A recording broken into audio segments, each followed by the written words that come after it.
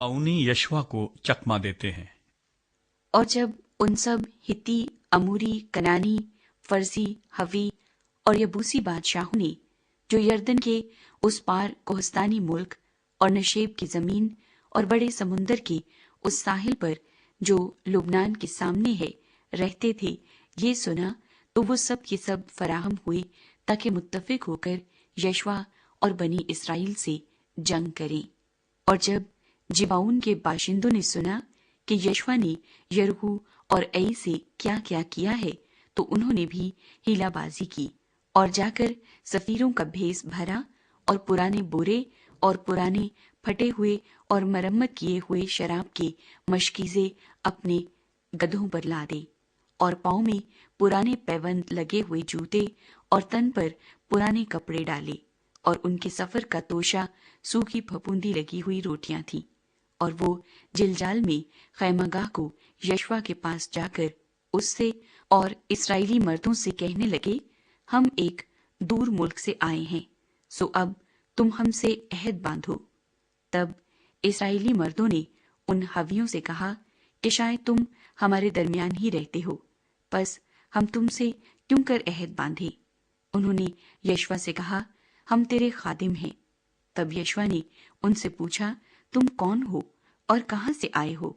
उन्होंने उससे कहा, तेरे खादिम एक बहुत दूर मुल्क से खुदावंद तेरे खुदा के नाम के बाइस आए हैं, क्योंकि हमने उसकी शोहरत और जो कुछ उसने मिस्र में किया और जो कुछ उसने अमूरियों के दोनों बादशाहों से जो यरदन के उस पार थे, यानी हसबून के बादशाह सयून और बसन के बादशाह औद से जो इस्तारात में था किया, सब सुना है। सो हमारे बुजुर्गों और हमारे मुल्क के सब बाशिंदों ने हमसे ये कहा कि तुम सफर के लिए अपने हाथ में तोशा ले लो और उनसे मिलने को जाओ और उनसे कहो कि हम तुम्हारे खादिम हैं, सो तुम अब हमारे साथ अहद बांधो।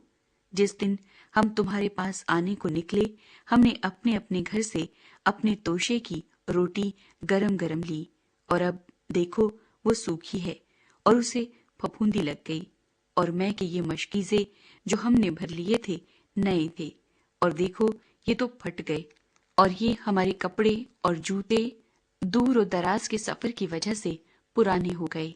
तब इन लोगों ने उनके तोशे में से कुछ लिया और खुदावन से मशवरत ना की। और यशवा ने उनसे सुलह की और उनकी जान बख्शी करने के लिए उनसे अहद बांधा, और जमात के अमीरों ने उनसे कसम खाई। और उनके साथ अहद बांधने से 3 दिन के बाद उनके सुनने में आया कि ये उनके पड़ोसी हैं और उनके दरमियान ही रहते हैं।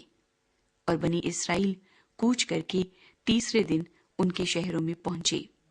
जिबाउन और कफीरा और बैरूत और करीत यरीम उनके शहर थे, और बनी इसराइल ने उनको कत्ल न किया, इसलिए कि जमात के अमीरों ने उनसे खुदावंद इसराइल के खुदा की कसम खाई थी। और सारी जमात उन अमीरों पर कुड़कुड़ाने लगी। पर उन सब अमीरों ने सारी जमात से कहा कि हमने उनसे खुदावंद इसराइल के खुदा की कसम खाई है, इसलिए हम उन्हें छू नहीं सकते। हम उनसे यही करेंगे और उनको जीता छोड़ेंगे, ताना हो कि उस कसम के बाइस जो हमने उनसे खाई है हम पर गजब टूटे। सो अमीरों ने उनसे यही कहा कि उनको जीता छोड़ो। बस वो सारी जमात के लिए लकड़हारे और पानी भरने वाले बने, जैसा अमीरों ने उनसे कहा था।